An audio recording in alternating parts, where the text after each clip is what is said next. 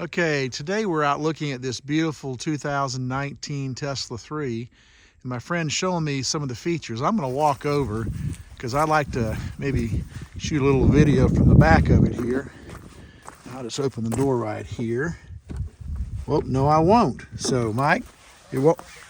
The front door? Oh, okay, let's try that one now. Nope, won't open. So it says, I don't recognize you. Here comes Daddy. Ah, okay, so that works off of your phone? Yes, off the smartphone. Okay. Now it lets me in. All right, now for people who've never been in a Tesla, I don't see I don't see the speedometer, and I don't see any of that kind of stuff in the car. It looks just like you've got a tablet on the dash there. Exactly. It's more or less like a Macintosh computer. Okay. And if you look up here, there's some information. For example, you can go 142 miles currently. It's 11:37 a.m. It's 50 degrees outside. And these controls here, if you push that button right there, then the front will open and the trunk will open and the charging port. Okay. But in order to drive this car, first of all, it's already recognized me because of my phone. Right. There is also a key card which you can use. It looks like a credit card. Right. And I don't have it right now, but alternatively for the smartphone, if you don't have a smartphone, you can drive it with a key card. Okay. So we sat in the car, and the only thing I did was I fastened my seatbelt. So, in other words, if you wanted me to run up to the store in your Tesla, you'd give me the key card. I give you the key card. You can open the door, and you put it right here, and the car will go. Okay, now let me ask you a question. I'm not that familiar with Teslas. I know you got to plug them in somewhere, and you've got a place here in your home. Yes. But if I'm out driving, how do I know where I'm going to be able to go to get this thing charged? It will come up on the screen. In other words, there's you can push on the screen. It basically will not let you run out of charge. It will start warning you and saying, "Look, let's go to this charging station." Right. Okay. But for the most part, we drive this car in town. It's got 142 miles, so when we come home at night, we just plug it in, and it slow charges overnight, no problem.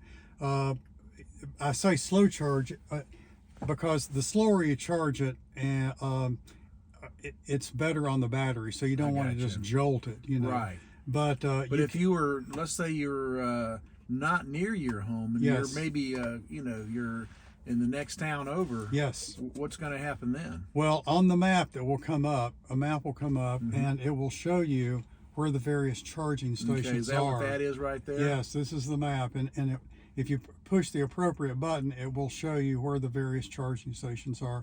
And there are about 3 here in town. Right. So it will tell you exactly where to go. Okay. And it will not permit you to run out of charge, basically. That's good, too. Okay. Right. Well, great. So everything is on that one screen? Yes. And in order to drive the car, I have to go forward in this car. I do 2 things. I push the brake in with my left foot. Okay. And then to put it in drive, I push this down. And this tells you what gear you're in right there. It says D up there. Exactly. So now we're ready to go. Okay. So I take my foot off of the brake. Yep.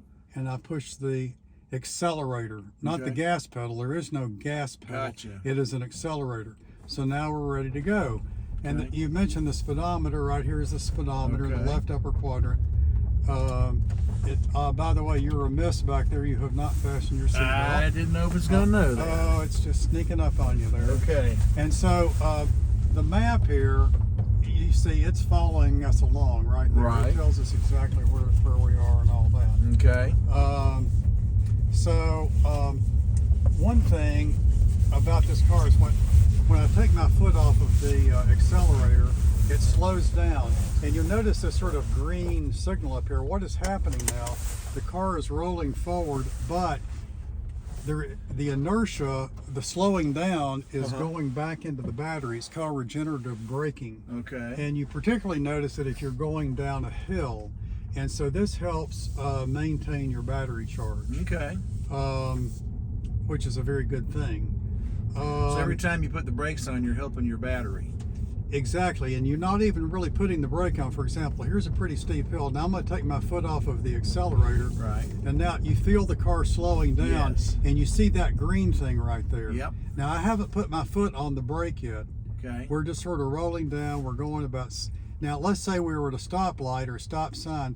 I can roll up to it, and just before I hit the car in front of me, then I just put the brake on. I tap the brake. Okay, and that brings you the rest of the way. That brings you the rest of the way stop. So if you drive the car like this, you could probably drive it at least 100,000 miles without relining the brakes, because you're not putting any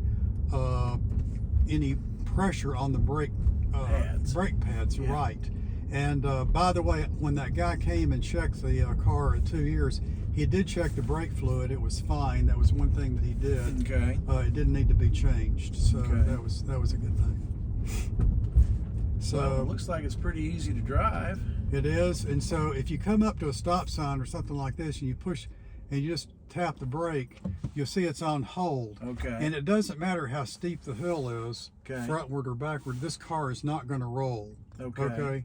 And so then to get it to go again, you just push the accelerator. Okay. Right. Another thing about this car that I really love is the cruise control. Okay. Okay. Now, if you have most cars and you have your cruise control going, right? And if you're going down a hill, a steep hill, the car continues to speed up, right? Yep. It's going to, it's not going to acknowledge what the speed that you put it in at. It's going to just sort of go with the flow down the hill. Yep. And pretty soon you're going about 10 miles an hour faster than your cruise control was on. Okay. That is not true of this car. And I'm going to go around this corner right here and I'll show you what I'm talking about. Now, I'm also noticing those little pictures coming up on the bottom. Yes. So that's coming from the cameras and the I think the B pillar yes. on the car. If you put the left turn signal on, you can see what's out the left side of the car. If you put the right turn signal on, Gotta be rolling. I don't know why that isn't doing. It should. Let me think. Let's put it in reverse. There Now, you when go. you put it in reverse, you can see. Yeah, you can see all straight of it. out the back, and you see on either side of the car. Wow. Yeah, really. I mean, that is a boss backup camera. Yeah, that is way better than I've seen on any other car. Yeah. So then go back into forward or Yep. drive. Yeah. Push that down. That's all there is to it. That's all there is to it. I mean, it's like you have the accelerator, which you use most of the time, the brake pedal, which you use sparingly, and this is the way that you change the gears on the car, and that's And that's basically it. Yes. So there's your lesson on how to drive a Tesla. Right. And then if you put on the cruise control, here it is at 23. Now we're going down a hill, right? Right. But what speed's the car going at? It's going 23. 23. It's not speeding up because we're on a steep downhill Okay. grade. It is going to maintain 23, period. Okay. And unlike other cars where it will not do that. But you see, this is going to go 23 miles an hour as long as you've got it on that. Right. And you can speed it up with this little toggle right here. So Okay. I can go faster or I can go slower. And if I want to turn it off, I just barely touch the brake pedal. See Okay. that? I mean, it was like, Yeah. it's like, a very gradual touch. Now, if you were coming to a stop, Yes. is it going to prevent you from hitting the car in front of you? Yes, I think that most of the modern cars, have a crash retardant. It Yeah. may not keep you from tapping it, but it's Right. going to keep you from crashing into Right. it. Right. And also, if you're going down the road like this and you start deviating off, it'll put a little signal on. Yeah, to tell you. I got to be careful here. Yeah. Guy coming toward me. But if you're about to go off of the road, or if you're about to hit the car in front of you, it makes an audible noise, and it Okay. also shows up on this screen right here. Yep. If you notice that truck that was coming toward us, Yep. it appeared on the left side of the car. That's amazing. Right. Well, So- that's amazing. When I drive, my wife makes audible noises quite often, but Right. not the same. But even if you're in your car by yourself, the Tesla will tell you that too. Yes. If you don't have a backseat driver, it is your backseat driver. There you go. Now, this is a one motor car, is that correct? Yes, it has a single motor and it runs the rear wheel. So it is Okay.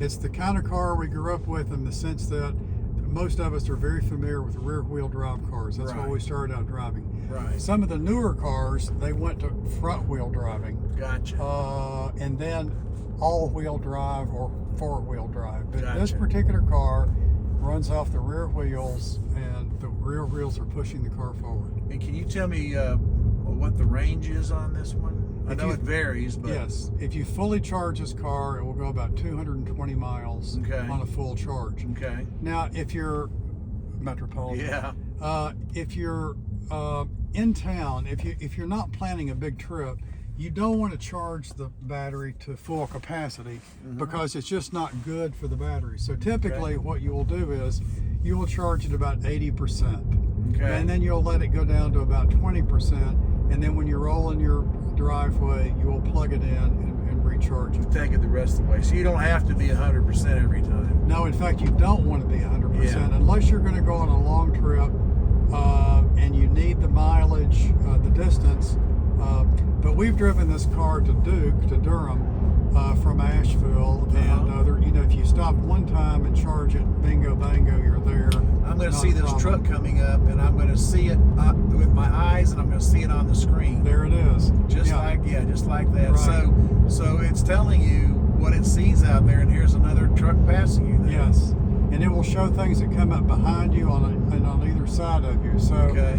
in addition to the mirrors, I mean, obviously they've got the normal Yeah. mirrors, but also you have the computer rendition of the cars around you. So that's very useful. That's amazing. Well, listen, I'm going to close out this video, and I want to thank you for showing us this. This is a lot of high tech here, and but what you're telling me is it's high tech in a way that's intuitive, and that you've been able to adapt to it just very quickly. My wife drove it off the showroom floor in Charlotte and drove it back home. She'd never been in a car like it before. She didn't really have any instruction. She just came right back. It was no problem, and since then we've never had any difficulty driving the car whatsoever. That's great. Well, thank you so much. I appreciate that. Thank you. Talk Bruce. to you later. All right.